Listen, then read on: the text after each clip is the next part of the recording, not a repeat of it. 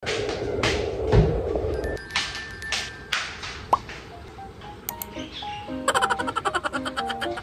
morning guys and welcome back again sa ating panibagong vlog. Happy Saturday sa inyong lahat dyan. I hope lahat kayo ay okay lang and God bless us all guys. So magandang umaga and alam nyo ba guys, meron akong ibabalita sa inyo. At ayan, upo muna tayo. So ayan guys, walang filter. Ayan, dahil hindi ako mahilig mag-filter sa mga vlogs ko. Organic. Huwag kayong seryoso dyan. So, kagabi guys, mga alas 12, nakatulog na ako kagabi before 11. Then, syempre, pagoda tayo sa araw-araw. So, laging bagsak tayo. Pagdating yan guys, talaga ng mga alas 10, ay grabe, antok na talaga ako niyan. At si Tipa kasi may trabaho kagabi. So, natatapos yung work niya is 11 o'clock. And, of course guys, syempre, hindi kami natutulog na hindi magkasabay. Pero usually, ako talaga yung nauuna sa bed. Higa-higa lang ako at mag-scroll, ganun lang. Tapos hanggang sa antokin na talaga ako. And then kagabi mga alas 12, lumindol dito. Nakatulog na ako. Sila din ni Dipak. Siguro naka-idlip na rin si Dipak. Kasi humiga si Dipak mga 11 eh. Si Johan, pag nasa bed na talaga ako, tinatawag ko na talaga siya. 9:30 pa lang, tinawag ko na si Johan kasi nasa bed na ako guys eh. Tapos ayun, mga siguro magti-10. Pumasok na si Johan, nagbiga na sa tabi ko. So, mga by 11, ako naman nakatulog na talaga. And si Johan, ganun din. So, by 12, nakaramdam ako guys ng malakas talaga na pag-alog-alog ganun. So, akala ko, heartbeat ko lang. Sabi ko, heartbeat ko ba ito? Nagising ako. Kasi nga, sa lakas. Tapos, narinig ko yung parang papi nila dyan sa kapitbahay dito na parang umiiyak talaga siya. So, nagising ako na sabi ko, heartbeat ko lang kaya ito. Tapos tumagilid ako. Sabi ko, heartbeat ko siguro ito. Pero syempre, kabado ako. Kasi malakas eh. Pero hindi ko naisip na lindol. Tapos tumagilid ako at naidlip. Aba, hindi ako mapakali kasi parang talagang ganun talaga siya. Noong una, medyo guys, talagang grabe. Yung pangalawa, ganun din. Parang, ay, sabi ko, iba to ha. Umupo ako. Ay, talagang tapos yung aso ulit, ganun din siya, yung nakikisabay siya ba sa sa pag-shake. Ay, nawakan ko agad yung anak ko kasi nahilig si Yuan sa tabi ko. Nak, sabi ko, may earthquake. Narinig ako ni Dipak na nagsabi na earthquake. Tapos si Dipak para siyang, minulat niya yung mata niya, siguro naramdaman niya. Ako guys, sa tuwing may mga ganyan, may ugali ako na sabi nila huwag magpanik. Pero alam niyo ba guys, nagpapanik ako sa tuwing ganyan kasi natatakot ako dito kasi nga, ang iniisip ko agad guys, ang tataas ng mga bahay, di ba? So ayun, ang ginagawa ko lagi, ako lagi yung bubuksan ko yung pintuan kasi ang naiisip ko lagi guys, yung makababa kasi kami, doble kasing lock sa baba. So, yun lang ang kinakatakot ko, yung lindol dito kasi naisip ko yung year 2015 na lindol dito na grabe. As in, napakalakas nun at ang daming namatay guys. So, may bahay na kami nung that time na yun, pero first floor. Pero hindi naman napatuan masyado sa area namin. Pero madalas talaga sa area namin, pag lindol, maramdaman talaga dito agad. So, ngayon ang nangyari guys, binuksan ko yung pintuan namin sa main. Usually, ganun talaga yun. At nagtingin ako guys sa labas. Medyo may mga bahay na nagpailaw. Nakaramdam din siguro. At may mga residents guys na talagang lumabas na sila. Ayan guys yung video guys. Sa news yan dito. Hindi yan sa akin na video na yan. Parang din, nag-post din yun dito sa balita agad. Kung saan yung updated kami sa news ba. So ayan, tapos umupo na ako sa treadmill namin at nag-pray ako. Hindi na ako makatulog balik. Yung kahit duling na duling ka na guys sa antok. At alam niyo ba ang ginawa ko? Nilagay ko itong mobile ko sa shoulder ko at pinlay ko yung Holy Rosary. Pinlay ko lang siya. Gusto ko na matulog pero natatakot ako. Kasi alam niyo yun, paano kayo makakatulog? Alin mo na guys, i-boil ko mga itlog ko kasi nag-iitlog ako tuwing umaga. So ganun guys na kayo nga kung ganun ang mangyari, makakatulog pa ba kayo? Hindi kayo siguro makatulog, di ba? Kaya ayun, after that guys, sabi ko Lord, patikinan mo naman lahat dito para nakatulog na ako guys. Andiyan na si Boa. Okay, kasi yan si Boa, ganyan yung oras na pauwiin siya. Daddy! Ti? Ti ano na? Nahani? Ke? Patsit? Oo, mamaya na daw. Unsa? Sabi niya pag nasa labas lang daw siya nakaupo, mamaya na daw. May rules kasi yan si, si Buwa, no? Parang may sarili siyang oras. Kahit pag sabihin ko, kain na tayo. Para siyang may sariling oras. Magkituhan muna tayo, guys. Kasi mamaya sasabak na naman ako dito sa lutuan. Yung aking hulmahan ng banana muffins. Maganda yan talagang pinadala sa akin ni Ate Japan. Na talagang gamit na gamit ko siya. Gumawa ako ng isang araw ng banana muffins. Maganda yung silicone talaga, no? Hindi mo na siya kailangang i-butter. Hindi ko lahat ginamit. Baka mamaya, pag may time, pupunta ako dun sa Mart, bibili ako ng baking powder, gagawa ako ng banana muffins this time. Kasi may mga saging kami, di ba? Nung dasay pa, hindi ko yan tinapon. At sabi nga ni Dipak, kay Daddy, si Mila gagawa siya ng cake. Gusto rin kasi ni Daddy yun. Gumawa ako ng isang araw, kaya ito nalinisan ko. Hindi ko na binlog. Kasi nga, naubos man agad kaming kumain. Si Dipak na hindi nakakain, kami ni Buwa at ni Johan ang kumain. Ayun. Kasi ilan lang yung nagawa ko. At yung very ripe na saging, nasa fridge siya, gagawa ulit ako. Masarap ito guys, yung banana muffins ko. Simple lang itong kanyang recipe. Yung puto, sa susunod ako gagawa. Banana muffins kasi marami ako saging. Ganda ng mga kulay, gamit na gamit. Meron din ako isa pa pang puto. Binigay sa akin ni Sis Olga yun. So, tinago ko rin.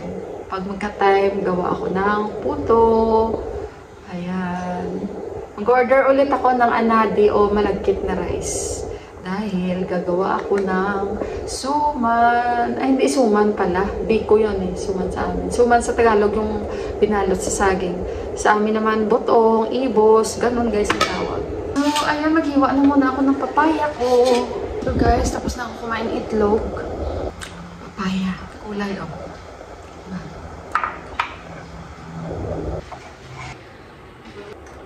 Lagyan ko ito ng lemon kasi gusto ni Buwa na may lemon. Bigyan ko muna si Buwa, guys, okay? Gasan ko muna ito, guys. Nalabas na naman ako para bumili ng maluluto. Alam niyo nung isang gabi, nubos ko talaga yung mga gulay. Kung ano, hindi, kahapon pala. Kahapon, nakalimutan. Kahapon, yung kung ano yung gulay, meron kami sa ref. Nubos ko talaga. At yun ang pinaghalo-halo ko. Ayun, nagkaulam kami. Tapos diba nagluto ako nung isang araw ng cauliflower. Nilagay ko sa ref yung sobra. At kagabi yun ang inulam na. Kaya ubos. Hindi kami nagsayang. Ang gulay. Yun ang aming inulam kagabi. Kaya masaya ako na ubos talaga yung gulay.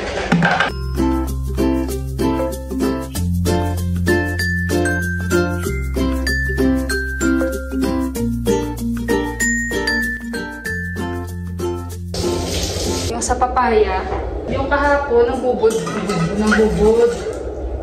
din ako doon guys.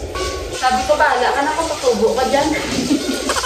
Kung tutubo ka man or hindi, bahala ka na sa buhay mo. Basta tinapon na kita dyan. Oh guys, hindi ko na ito padre, basta na ibubudbud kung bahala siya, kung mabuhay siya guys. Mabuhay yan siya talaga. Kung will niya mabuhay siya, mabubuhay ito. Pero kung hindi niya will na mabuhay siya, hindi, patay siya, di bahala na siya sa buhay niya. Oh, di ba? Guys, busy na ako dito. Busy na. Namili pa ako. Ito na oh, nagluto na. Kita ko sa inyo yung aking mga niluluto. So, ito yung aking niluluto. Sag. Ayan oh. Lapit na. And, syempre yung chicken curry. Ayan, napalisan. Lagyan ko siya ng bok choy. Ayan, guys. So, busy si Sis Mila. Malapit na yung maluto at kakain na kami. Yung taga-baba namin, nandyan na sila. Hindi si Kuya nakain ng chicken curry. So, pituhan ko siya ng manok. At ito sa Yung kababa namin nandyan na sila. Dahil galing sila sa Annapurna Base Camp. Umating sila kagabi. Ilang araw sila doon. So, ayan. Paborito ko talaga ang saging. Sabi ko pag nakain tayo ng meat, dapat may gulay talaga tayo. Hindi pwede na walang gulay. Lalo yan si Johan. Ano na siya, gusto niya kumain ng fried chicken. Ayan lang ulit makakain si Johan ng fried chicken. Ayan. Buksan ko lang ito kasi para mabilis siya mawala ng masama. Guys, tapos na kami kumain. Patungkol sa lindol dito, marami guys na namatay, marami rin na-injured. Mayroon ding isang pamilya, tulog sila. Kasi ano guys, yung time na yun, 12 midnight talaga siya nangyari, yung naramdaman namin kagabi. Kahit ako, ramdam ko talaga kagabi, kahit si Deepak, 2 times pa kagabi. May mga Filipina din, kagaya sa kanila ni Ruti, at sila ni Chai, nag-PM kami. Nagising din naman sila, no? Kasi malakas talaga. Parang may trauma na naman kayo agad, kagaya ko. Kaya, ay, ambot nakakatakot yung ganito guys. Although parati naman talaga lumilindol dito, pero kagabi talaga malakas talaga siya guys. Ayan kawawa naman yung mga biktima, kawawa naman yung mga namatay, kasi imagine yung halos tulog yung iba guys ng mga namatay, kasi ano yun ayan ayaw nakita ko kasi na balita yung sa picture, nanay, tapos parang 4 niya na anak niya katabi niya. Tulog talaga guys, as in tulog talaga. Kasi doon parang remote area din, bundok talaga. At malayo yun guys. From Kathmandu at papunta doon, siguro mga nasa 17 to 18 hours yun guys. At saka, very remote area guys. Bundukin talaga yun. Sa mga namatay, no, may their soul rest in peace talaga. And sa mga nasugatan, yun, hoping for their, guys, full recovery talaga. Kawawa. Ang hirap pa naman magbigay tulong sa mga ganyan pag niliparin pa talaga ng mga helicopter o ano. Ay, napakahirap guys, pero wala tayong magawa eh. Ang lungkot pa guys kasi next week na, no, or after 1 week ang kanilang tihar. Napakalungkot. Parang ang lungkot-lungkot ng kanilang this time festival sa ganyang nangyari sa ganyang area. Ayan, maghugas na lang ako guys. Kunti lang naman yung hugasan ko. And ayun, yung taga TV5, si Ma'am Marge, nag-contact siya sa akin kasi gusto rin naman nila makibalita. At ayun, yun lang ang pwede kong maibigay sa kanila na details, since hindi naman ako masyadong active talaga dito sa mga community dito or makibalita. Kaya ayun, yun lang kung ano lang yung nabalitaan ko at sa experience ko, shinare ko. And of course, kung saan lang kami nakadepende na makibalita din dito sa news. Ayan, kasi sa TV, hindi man ako makaintindi ni Pali. Alas 4 na dito. Galing ako sa taas. Bumaba ako dahil iinom ako ng guys, ng tea. So dito ko nilagay yung green tea na dahon at yung chamomile tea. Si Johan nagluto ng itlog. Nawili ako guys kaka-edit. Si Johan nawili din luto itlog dito sa kusina. Si Buwan nag-init ng tubig. Dahil lagay niya sa thermos niya. Mukhang madilim. Very glooming yung araw na ito. Si Deepak umalis. Tinawagan na naman ng kaibigan niya kanina pa yun. Dahil birthday sila siguro mga oras na yun. After namin kumain, medyo na-late ako kanina.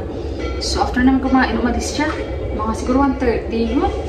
Nilagay ko muna dito guys. At ako ay gagawa ako ng tea. Green tea lang inumin ko. Ganyan lang siya guys. Konting dahon lang yan kasi pag madami, mapait. Konting lang yung dahon. Diyan ang gutom ako si Johan kumain. Nag-order kami sa resto. Ako hindi. Mayroon pa pala ako itlog yung kanina. Sabi ko kay Johan, mag-ano tayo ha? Magkuha tayo ng mga labahin sa sa rooftop. Kasi nga si Deepak naglaba si Deepak. Wala na kaming labahin. Kaya ang saya-saya ko guys. Mag-ano muna ako. Sa loob lang talaga ng bahay. Makakaramdam talaga tayo ng lamig. Ayan na yung green tea, oh. Kain tayo, guys. So, guys, ayan. Ang windy. Sobrang windy. Ang lamig. Alam mo yung parang nag-ice. Ang lamig, guys. Pero yung kapitbahay ko, namiminyag siya ng mga tanim niya. Sandali, oh. Tapos parang medyo gloomy pa. Sabi ko kayo, Han, halika na anak. Eh, naglalaro siya. Ayun, yung kapitbahay ko. Oh. Namiminyag siya ng kanyang mga tanim. Nagrabe kalamig. Alam niyo ba na nag-usap kami ni Buwa? Sabi ni Buwa sa akin, Mila, mamamatay na naman itong ating mga halaman. Kasi nga, tingnan nyo aming, ano ba tawag dito? Queen of the Night, guys. Ang lulusog nila kung saan pa yung pa-winter na kasi fall na ngayon, di ba? So, kung saan pa yung pa-winter na, doon pa sila lalo tumataba. Kasi nung monsoon talaga, doon na sila bumabawi. Tapos, nung ano bang season yun? Before mag-monsoon, nakalimutan ko tuloy. Mag-summer, medyo okay pa. Pero pagkalagitnaan na ng summer, di pa monsoon na, di ba? Andyan na ang mga higad, lahat-lahat. Parang nasa saulado ko na rin kahit pa paano.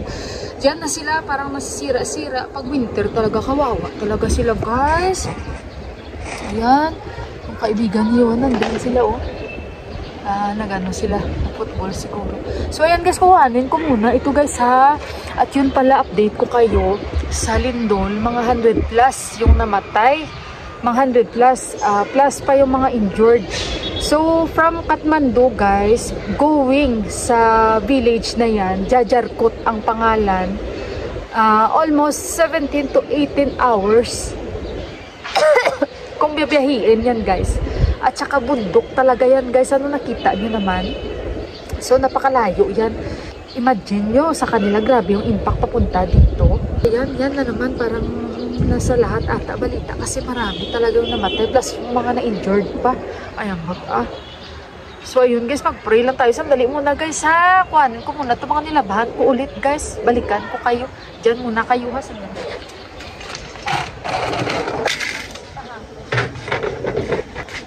Sabi ni Johan, mama, ikaw lang muna ang kumuha. Actually, kahapon kami rin naman ang kumuha. Kasi marami talaga kami labahin, guys. So, ayun. Sabi niya, mama, ikaw muna ang kumuha. Kasi nga naglalaro. Kasi naglalaro siya online. May kalaro siya, guys. Pagbigyan natin, guys. Hindi naman lagi yan.